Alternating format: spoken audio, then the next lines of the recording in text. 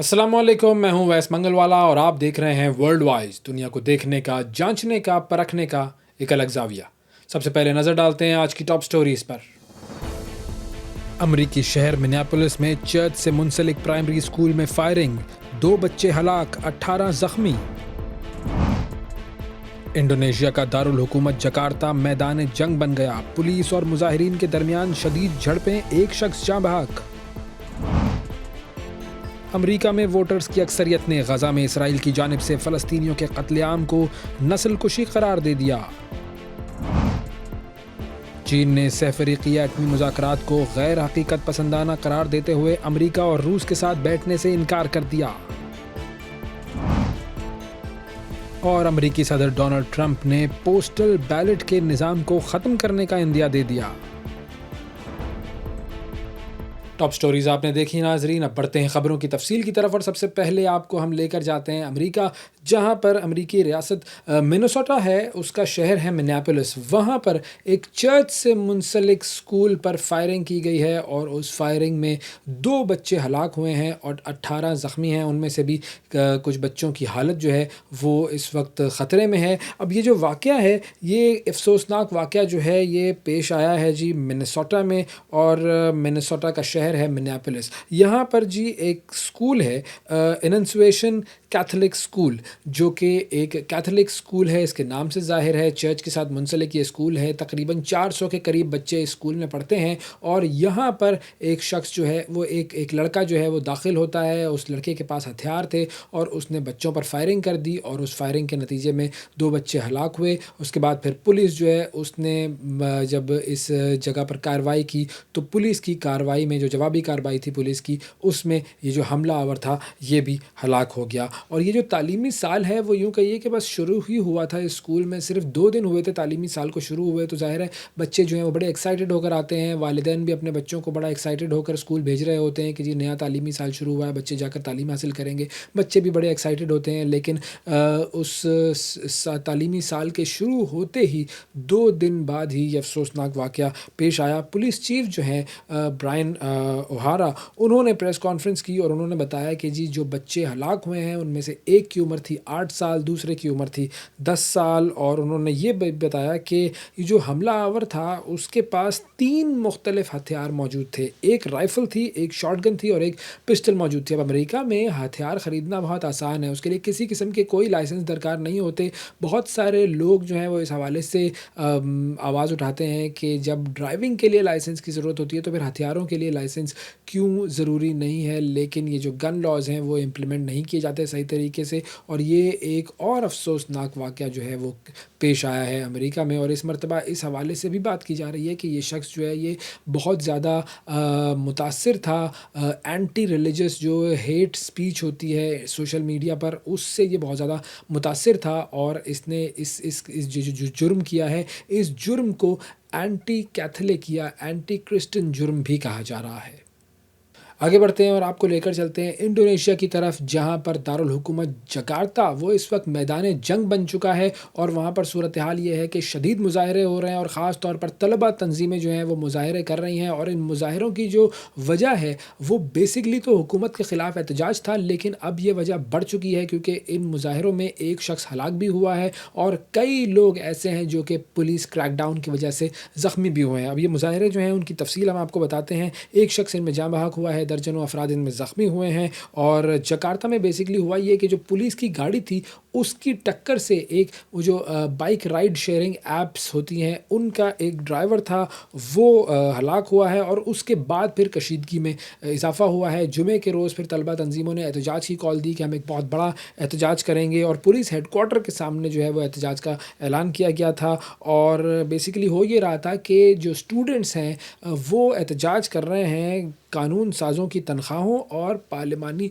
मराहत के हवाले से, यानी कि जो कानून साज़ हैं, जो लोग असेंबली में बैठे हुए हैं, जो मिनिस्टर्स हैं, जो असेंबली के मेंबर्स हैं, वो तमाम लोग अपनी ही तनख्वाहें बढ़ा रहे थे, वो तमाम लोग अपने आप को मराहत दे रहे थे और उस पर स्टूडेंट्स ने आवाज़ उठाई। उसके हवाले से मुज़ाहरा चल रहा था, फिर उसके ऊपर पुलिस क्रैकडाउन हुआ और उस क्रैकडाउन में इस एक शख्स की हलाकत हुई। और उसके बाद अब ये क्रैकडाउन जो है वो एक तरफ से पुलिस ने ज़्यादा बढ़ा दिया है और दूसरी तरफ जो तलबा का एहतजाज है उस उसमें भी मज़ीद शिद्दत आती जा रही है। अब जो इंडोनेशिया के सदर हैं प्रबोव सुबियांटो, उन्होंने एक जो वीडियो पैगाम जारी किया है उसमें उन्होंने इस हलाकत पर काफ़ी अफ़सोस का इज़हार किया है और उन्होंने कहा है कि ये एक शदीद अफ़सोसनाक वाक़या है और उसकी वो मुकम्मल तहकीकात कराने का भी उन्होंने ऑर्डर दिया है। और ये बात भी सामने आई है कि जो पुलिस की जो मुसल्लह गाड़ी थी जिससे वो शख्स हलाक हुआ था, उसके 7 अरकान को गिरफ़्तार कर लिया गया है और अब तफ्तीश जो है वो जारी है।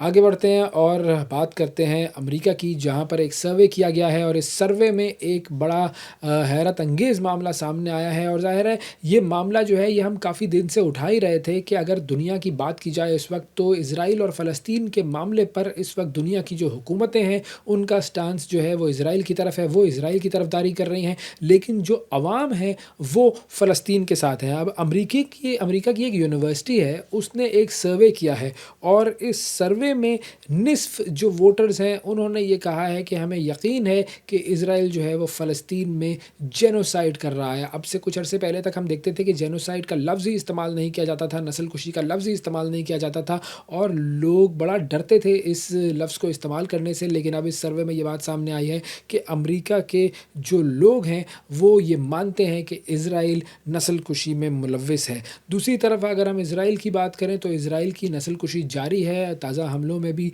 60 से ज़ायद शहादतें हुई हैं फ़लस्तीन में और उसके अलावा यमन पर भी इसराइली हमले हुए हैं जिसमें अंसारुल्लाह से ताल्लुक़ रखने वाले वज़ीर आज़म अहमद ग़ालिब जो हैं वो जाँ भाग हुए हैं। आइए इस पूरी सूरत हाल पर एक रिपोर्ट देखते हैं। अमरीकियों ने फ़लस्तीन में कत्लेआम को नस्लकुशी करार दे दिया। अमरीकी यूनिवर्सिटी में गजा की सूरत हाल पर सर्वे, निस्फ वोटर्स ने इजराइल को नस्लकुशी का मुर्तकिब ठहरा दिया। सर्वे में 10 में से 6 अमरीकी वोटर्स ने इजराइल को मजीद अमरीकी असलहा भेजने की भी मुखालफत की। गुज़िश्ता दिनों अमरीकियों की अक्सरियत ने फ़लस्तीनी रियासत के हक में भी राय दी थी। सर्वे में 58% अमरीकियों का मानना था कि अक़वाम मुत्तहिदा के तमाम रुकन ममालिक को फ़लस्तीन को बतौर रियासत तस्लीम करना चाहिए। दूसरी जानिब गजा में इजरायली फौज की वहशियाना बमबारी जारी है। ताज़ा हमलों में मजीद 80 से ज़ायद फ़लस्तीनी शहीद हो गए। शुहदा में 19 इमदाद के मुतलाशी अफराद भी शामिल हैं।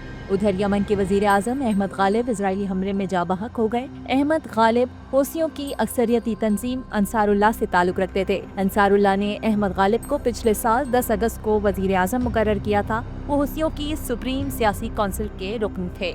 इजरायली हमलों में अहमद ग़ालिब के 3 साथियों की शहादत की भी इतलात हैं, जबकि यमनी वज़ारत दिफा की जानिब से इजरायली हमलों में क़यादत निशाना बनने की तरदीद की गई है। साथ ही गजा में नस्लकशी करने वालों के खिलाफ कार्रवाई जारी रखने का ऐलान भी सामने आया है। इजरायली फौज ने यमन पर 4 रोज़ कबल भी फ़ज़ाई हमले किए थे, जिसके नतीजे में 10 अफराद जाँ बहक जबकि 90 से ज़ायद ज़ख्मी हुए थे। आगे बढ़ते हैं और बात करते हैं कुछ चीन की। चीन ने अब एक बहुत बड़ा ऐलान किया है और वो ऐलान ये है कि चीन अमेरिका और रूस के साथ जो सह फ़रीकी न्यूक्लियर मुज़ाकरात थे उनमें नहीं बैठेगा। चीन का मौक़िफ़ ये सामने आया है कि ये जो दोनों ममालिक हैं, ये दोनों ममालिक एटमी हथियारों को प्रमोट करते हैं। सबसे ज़्यादा एटमी हथियार इन्हीं ममालिक के पास हैं। तो इसीलिए अगर ये दोनों ममालिक बैठ कर कॉन्फ्रेंस करेंगे और उस पर बातचीत करेंगे कि न्यूक्लियर वेपन्स को कम किया जाए तो ये मज़े का ख़ेज़ सूरत हाल होगी, इससे ज़्यादा कुछ नहीं होगा। तो चीन ने इन दोनों ममालिक को बिल्कुल यूँ कहना चाहिए कि हवा में उड़ा दिया है और उनकी जो बातें सामने आती हैं न्यूक्लियर जो हथियार हैं उनके हवाले से, उस हवाले से चीन ने अपना मौक़िफ़ वाज़ेह तौर पर दुनिया के सामने रख दिया है कि वो इन दोनों ममालिक की बात बिल्कुल भी नहीं सुनेगा। बेसिकली हुआ ये था कि अमेरिकी सदर डोनाल्ड ट्रंप ने ये कहा था कि जो मुज़ाकरात हो रहे हैं अमेरिका और रूस के दरमियान एटॉमिक मामलात पर, उसमें चीन को भी होना चाहिए और चीन को भी हम ये समझाएँ कि दुनिया से एटॉमिक हथियार जो हैं उनका ख़ात्मा होना चाहिए। लेकिन चीन का ये बयान सामने आया है और अगर हम इसको थोड़ा-सा वेरीफ़ाई करें, चीन की जो पोजीशन है वो ये कहता है कि जी सबसे ज़्यादा हथियार जो न्यूक्लियर हथियार हैं वो अमेरिका और रूस के पास ही हैं। तो अगर हम इसको थोड़ा-सा इसका नंबर देखें तो बड़ा इंटरेस्टिंग नंबर सामने आता है। स्टॉकहोम इंस्टीट्यूट है, उसकी एक रिपोर्ट है, अगर आप वो देखें तो उसमें पता ये चलता है कि अमेरिका के पास 3700 एटमी हथियार मौजूद हैं और अगर रूस की बात की जाए तो रूस के पास तकरीबन 4300 एटॉमिक हथियार मौजूद है। अब ये देखें, ये 3700 और 4300 की बात हो रही है। लेकिन अगर चीन की बात की जाए कि चीन के पास कितने एटॉमिक हथियार मौजूद है तो ये नंबर है सिर्फ़ और सिर्फ 500 का। चीन इनसे बहुत ज़्यादा पीछे है। तो इसीलिए ये जो चीन की बात है वो बिल्कुल सही लगती है कि ये दोनों ममालिक खुद सबसे ज़्यादा एटॉमिक हथियार रखते हैं, लेकिन जब बात करने के हवाले से ये लोग बैठते हैं, कॉन्फ्रेंसेस करते हैं, मीटिंग्स करते हैं, तो बात ये करते हैं कि जी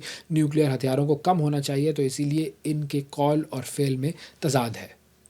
आगे बढ़ते हैं जी और बात करते हैं कुछ मौसमियाती तब्दीली के हवाले से। मौसमियाती तब्दीली ने जो सयाहत है उसका रुझान भी तब्दील कर दिया है और यूरोप से बहुत सारे लोग ऐसे हैं जो कि दूसरे ममालिक जाते हैं सयाहत के लिए। हमारे जो नुमाइंदे हैं यूरोप के, ज़ुबैर हुसैन साहब, वो भी एक ऐसे ही मुल्क पहुँचे हैं जहाँ के हवाले से ख़बरें तो ये सामने आती है कि वहाँ पर क्राइम वगैरह भी बहुत ज़्यादा है, लेकिन खूबसूरती में भी वो जगह अपनी मिसाल आप हैं। तो ज़ुबैर साहब से हम बात करते हैं, हमारे नुमाइंदे से, और उनसे जानते हैं कि वो कहाँ पर मौजूद हैं और वहाँ पर क्या माहौल है। जी ज़ुबैर बताइएगा।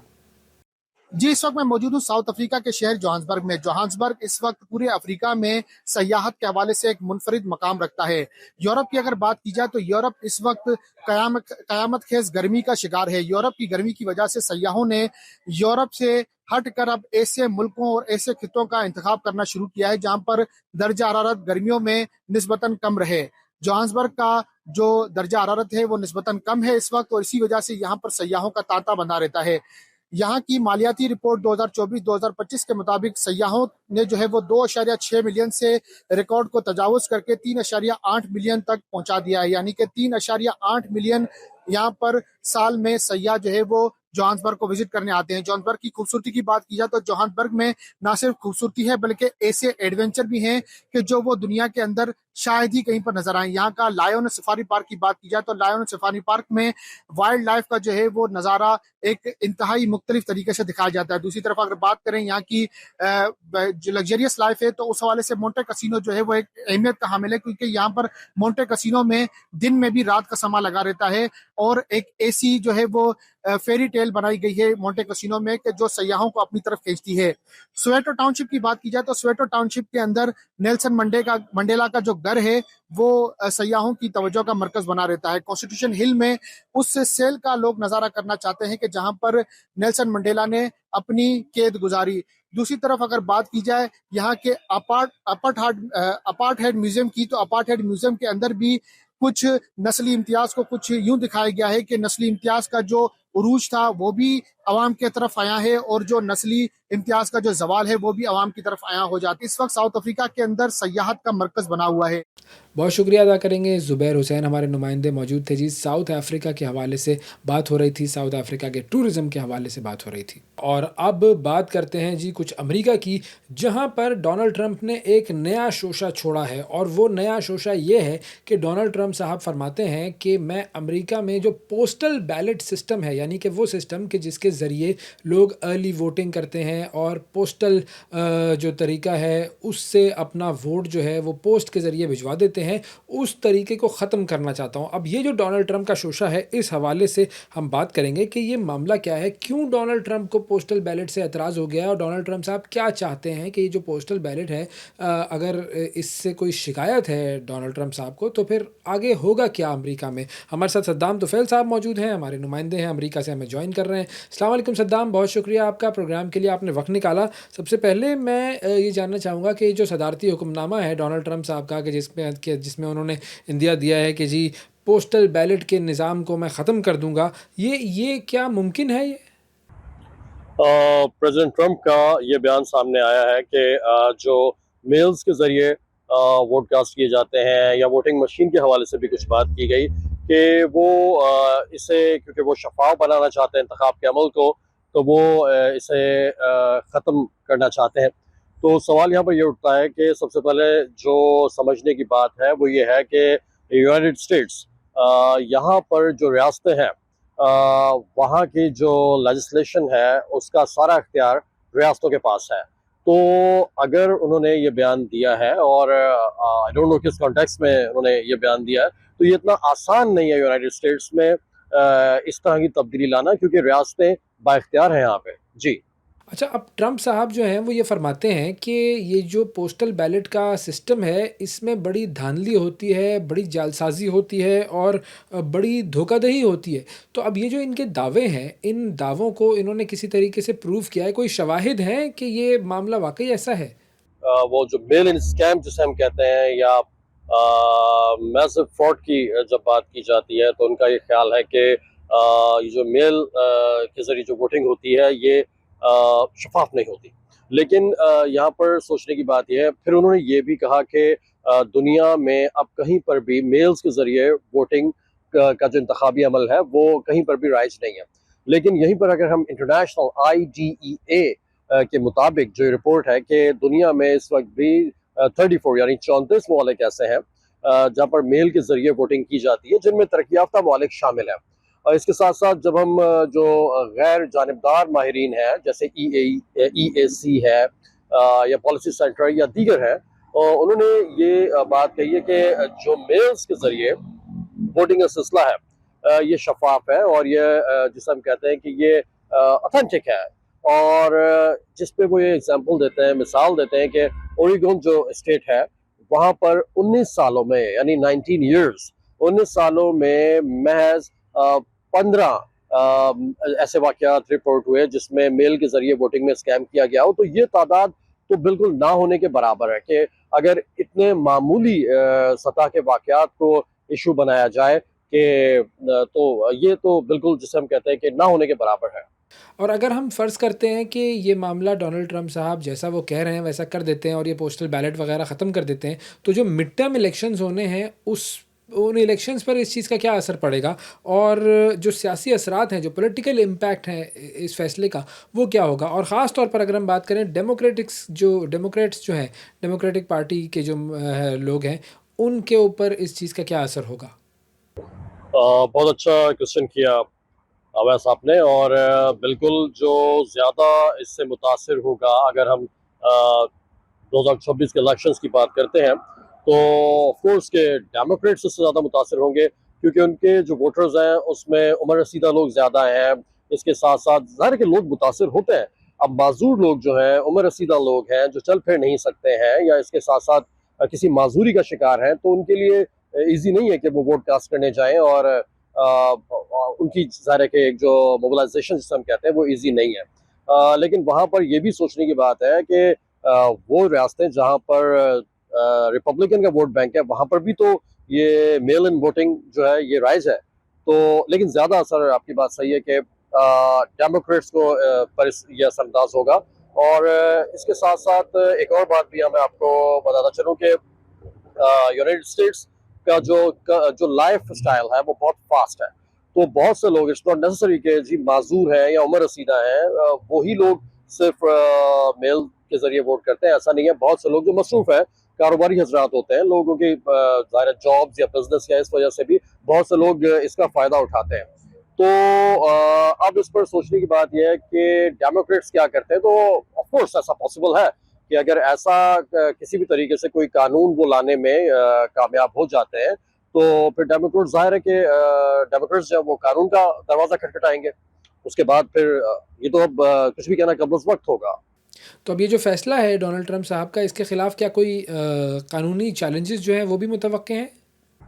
देखिए, अमेरिका की जो खास बात है वो इजहार की आज़ादी है और इसके साथ साथ कानून की बालादस्ती है। यहाँ पर भी जब हम ये बात इस वक्त हम कर रहे हैं तो सोचने की बात यह है कि 2025 में जो एग्जीक्यूटिव ऑर्डर प्रेसिडेंट ट्रंप ने जारी किया था उसमें जो उन्होंने ये अहकाम दिए थे कि जब भी कोई वोट कास्ट करने के लिए आए उसके पास प्रूफ ऑफ सिटीजनशिप या होना चाहिए। इसके साथ साथ मेल्स के जरिए जो भी बैलेट्स रिसीव हुए हैं अगर वो लेट पहुंचे हैं, क्योंकि ज़रा मेल के जरिए बाज दफ़ा देर हो जाती है। जिसने सेंड किया है उसने तो वक्त पर कर दिया, लेकिन ज़ाहिर वक्त और हालात और दीगर इश्यूज, ट्रैफिक या मौसम या बहुत से इश्यूज ऐसे आ जाते हैं कि वो लेट हो सकते हैं। तो उन्हें ज़ाया करने का ऑर्डर जब दिया गया था तो मुख्तलिफ रियासतों में उससे चैलेंज किया गया था और फिर अदालत ने इसे रोकने के अहकाम जारी किए।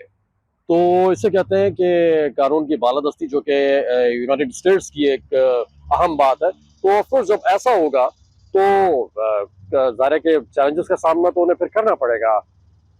और एक और फाइनल बात आपसे पूछना मैं चाहूँगा कि अवामी राय क्या है? क्या वो पोस्टल बैलेट के हक़ में हैं या फिर वो भी पोस्टल बैलेट के मुखालिफ हैं अवाम? बिल्कुल, जब हम आवाम की बात करते हैं तो आवाम का ज़ाहिर है कि उनकी राय की अहमियत है। तो जो ज़्यादातर लोग हैं वो मेल के ज़रिए वोटिंग के हक़ में हैं। और उसकी वजह यह है कि अगर हम बात करें जब कोविड के दौरान जो इश्यूज थे और 2020 के जब इंतखाबात हुए तो उसमें 46% यानी 40% से ज्यादा लोगं ने मेल के जरिए वोट कास्ट किए। तो आमतौर पर लोग, जैसा कि मैं आपको पहले भी आगाह कर चुका हूँ कि यहाँ का लाइफ स्टाइल बहुत डिफरेंट है। तो लोगों की जो मसरूफियात है, खासतौर पे कारोबारी मसरूफियात, उनकी जॉब्स, एजुकेशन, बहुत सारे मामला हैं, तो लोगों को वक्त की कमी का सामना रहता है। तो ये एक आसान जरिया है जिसमें वो अपनी राय का इजहार कर सकते हैं, अपना वोट अपनी मर्जी से कास्ट कर सकते हैं। और अवाम जो है वो ज़ाहिर है कि मेजोरिटी में अगर हम देखते हैं तो मैं समझता हूँ कि वो इसके हक में है। तो अब देखना ये है कि ज़ाहिर है कि ये तो उनका एक फैसला, जैसा कि मैंने आपको पहले ही बताया कि वो जो प्रूफ ऑफ सिटीजनशिप की बात हुई थी या मेल के जरिए देर से वोट जो पहुंचे उन्हें ज़ाया करने की बात हुई थी, तो देखिए वो भी अदालत में चैलेंज कर दिया गया और वो उसे अदालत की तरफ से ख़त्म कर दिया गया। तो अब जाहिर सी बात है कि ये तो उन्होंने एक बात कही है और इस पर अभी कोई इम्प्लीमेंटेशन तो नहीं हुई है। तो कुछ भी कहना कम वक्त होगा, लेकिन ये इतना आसान नहीं है, खास तौर पर अमेरिका जैसे मुल्क में, स्टेट्स में, जहां पर हर स्टेट अपना एक ताकत रखती है, अपना एक उनका एक जो है वो उनके पास इख्तियार है। तो ये इतना इजी नहीं है कि आसानी से हो नहीं सकता, और अगर होगा भी तो जैसे कि हमने पहले ही बात की है कि ये अदालतों में चैलेंज किया जाएगा और बहुत बहुत मुश्किल नजर आता है। बहरहाल कोई भी कुछ भी कहना कम वक्त होगा, लेकिन अगर आपने राय मांगी है तो ऐसा इतना आसान नहीं है यहाँ पे। जी। बहुत शुक्रिया अदा करेंगे। सद्दाम तुफैल साहब हमारे साथ मौजूद थे, अमेरिका से हमें ज्वाइन कर रहे थे और बात हो रही थी डोनाल्ड ट्रंप साहब अमेरिका का पोस्टल बैलेट सिस्टम जो है वो ख़त्म करने के दर पे हैं। अब देखते हैं कि आगे क्या होता है। बात करते हैं कुछ पाकिस्तान के सैलाब की। इस वक्त पाकिस्तान में जो सूरत हाल है वो बड़ी ख़तरनाक है। बारिशें जारी हैं, शदीद बारिशें हो रही हैं और सैलाब भी है। दूसरी तरफ फिर हमने ये देखा कि भारत जो है उसने एक तरह से आबी जारहियत का मुजाहरा किया, पानी छोड़ा पाकिस्तान की तरफ। पाकिस्तान का एक बहुत बड़ा इलाका जो है वो इस वक्त सैलाब की सूरत हाल से दो चार है। अब इस पूरे मामले में भारत का मामला क्या है, इन्वायरमेंटल जो इश्यूज़ हैं वो कितना इम्पैक्ट कर रहे हैं, इस पूरे मामले पर हम बात करेंगे। हमारे साथ डॉक्टर ज़ैनब नईम साहिबा मौजूद हैं जो कि PhD स्कॉलर हैं, इन्वायरमेंटल साइंसेस की इन्वायरमेंटलिस्ट हैं, और उनसे हम ज़रा इस सूरत हाल के बारे में जानते हैं। अस्सलाम वालेकुम डॉक्टर साहिबा। वालेकुम अस्सलाम।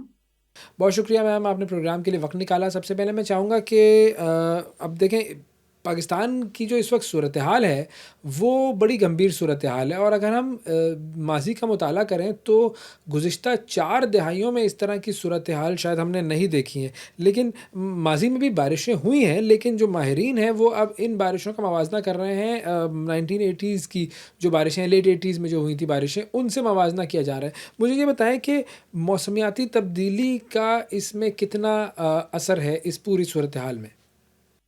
देखिए, मुझे हैरत इस बात पे कि हम इसको 1988 के सैलाब से कंपेयर भी कैसे कर सकते हैं। 1988 में बिल्कुल बारिशें हुई थी, मामूल से ज्यादा बारिशें थी, लेकिन उस वक्त दरियाई सैलाब आया था जब भारत ने पानी छोड़ा था। अभी जो है, अभी तो हमारा मानसून का स्पेल ही जून में पहले आ गया, जब वक्त से पहले आ गया। उससे पहले गर्मी इतनी पड़ रही थी, साथ नमी शामिल थी बीच में।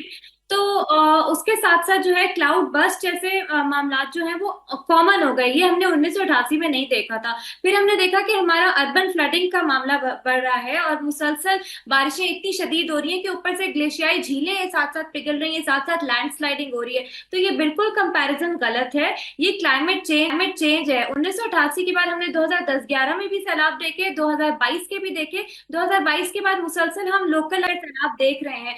ये बहुत बड़े लेवल पे है, क्योंकि इस दफा अर्बन फ्लडिंग भी है, इस दफा दरियाई सैलाब भी है और इस दफा क्लाउड बस्ट भी है। तो ये फ्लड सुनामी है। ये इसका कंपैरिजन किसी पिछले आने वाले सैलाब से नहीं किया जा सकता। ये क्लाइमेट चेंज है, ये ब्रेक डाउन है। और क्या माजी में भी इतना बड़ा सैलाबी रेला गुजरा है?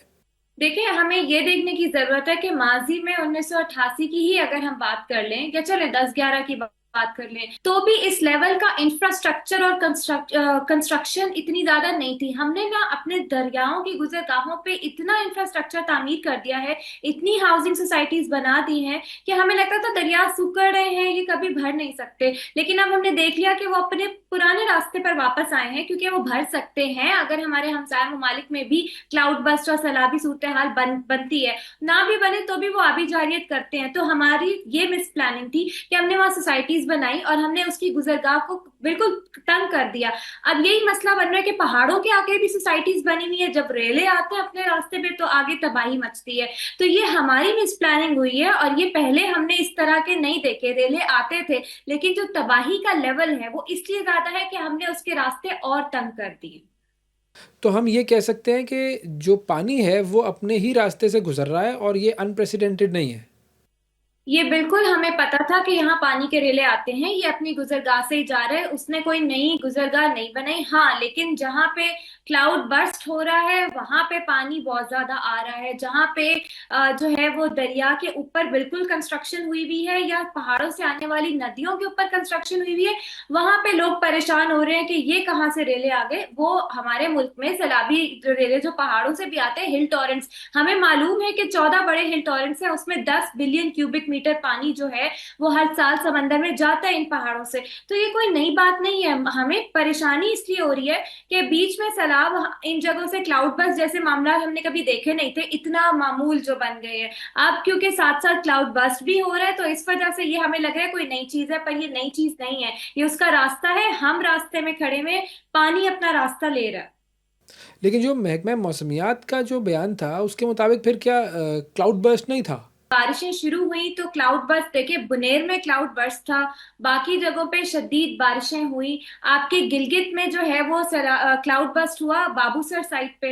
वह क्लाउड बर्स्ट की डेफिनेशन ये है कि 1 से 3 घंटे में 100 मिलीमीटर से ऊपर बारिश का हो जाना, ये क्लाउड बर्स्ट है। तो अभी हर जगह क्लाउड बर्स्ट नहीं है, लेकिन एक ही सीजन में 2 आप क्लाउड बर्स्ट सुन रहे हैं, तो ये एक डिजास्टर की बात है कि इतना ज्यादा क्लाउड बर्स्ट पहले हम देखते नहीं थे। पहले 2001 में आया, 2000 पिंडी डूबा, 2021 में आया, इस्लामाबाद के कुछ सेक्टर्स डूबे। अब हमने एक ही सीजन में 2 क्लाउड बर्स्ट सुन लिए। फिर अर्बन फ्लडिंग इसलिए हो रही है कि बारिशें शदीद हो रही हैं, और हमारा ड्रेनेज जो है, जैसे कि कराची शहर, वो ड्रेनेज आउटडेटेड है, वो हमने उसको कभी मेंटेन किया ही नहीं, वो क्लॉग्ड है, क्योंकि हम कचरा सारा फेंकते हैं, मैनेज नहीं होता। तो उसकी अपग्रेडेशन की जरूरत है। ये मामला है, ये क्लाइमेट चेंज भी है और ये हमारी मिस प्लानिंग भी है।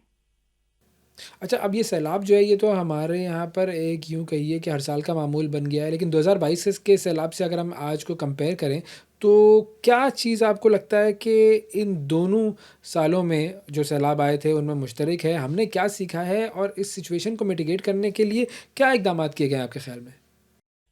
अच्छा, 2022 का जो सैलाब था वो ज्यादातर अर्बन फ्लडिंग थी। उस वक्त इंडिया ने पानी उस तरह से नहीं छोड़ा था जिस तरह अभी इंडिया छोड़ रहा है। तो 2022 में ये कीर्थर की पहाड़ियों पे, कोह सुलेमान पे और बाकी जगहों पे बारिशें, और साउथ पंजाब, अपर सिंध और बलूचिस्तान और खैबर पख्तूनख्वा में बारिशें बहुत शदीद हुई थी, यानी लगातार होती रही थी। क्लाउड बर्स्ट सिर्फ एक आध हुआ था, लेकिन वैसे शदीद बारिश थी।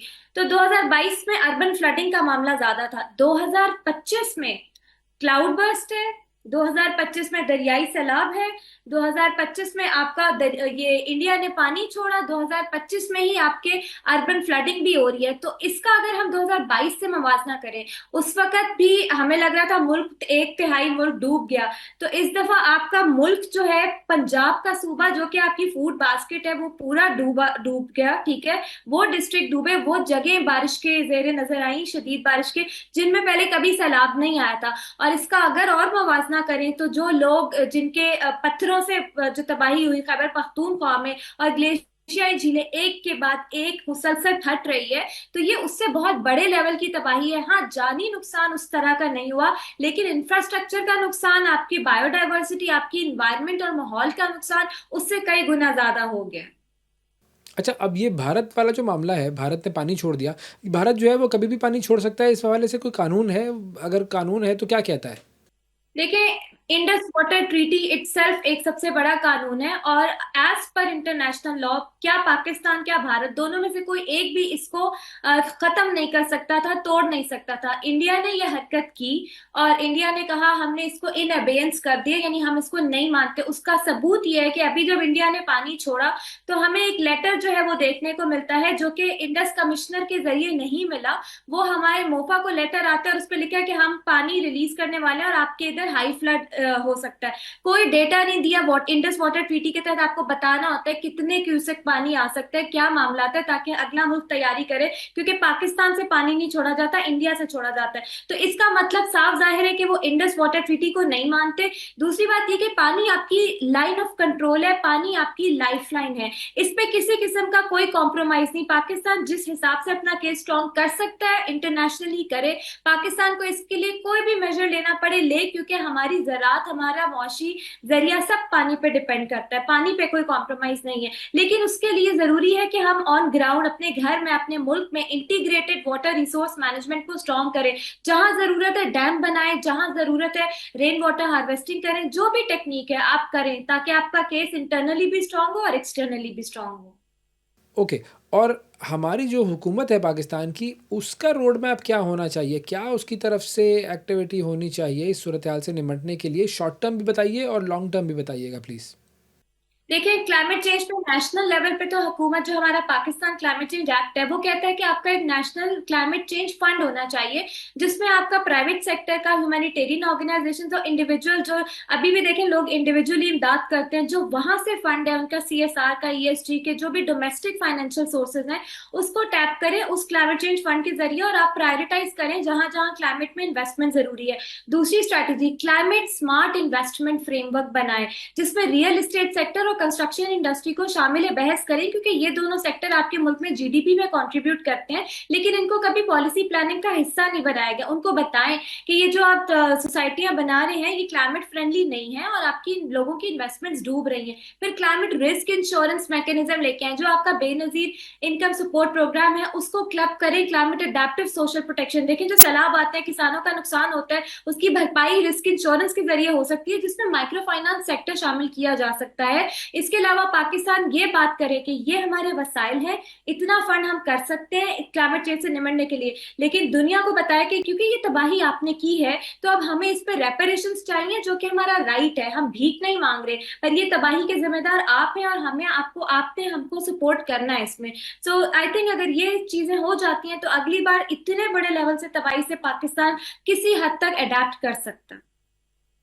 अच्छा, कॉप की अगर हम बात करें, बड़ी कॉन्फ्रेंस होती है, बड़ी दुनिया वहाँ पर आती है, बड़ी बड़ी बातें होती हैं। पाकिस्तान ने ज़ाहिर है अपना मुकदमा वहाँ रखा, बड़े अच्छे तरीके से रखा, तो उससे हमें क्या उम्मीदें हैं? और इस साल भी कॉप होगी, क्या उम्मीदें हैं हमें उससे? देखिए, कॉप 27वीं कॉप से इस दफा, क्योंकि 30वीं कॉप है ब्राजील में, 27वीं कॉप से पाकिस्तान ने अपना स्टांस बड़ा स्ट्रांग किया है, और हमने लॉस एंड डैमेज फंड पे भी बहुत अच्छा रिप्रेजेंट किया था, G77 प्लस चाइना।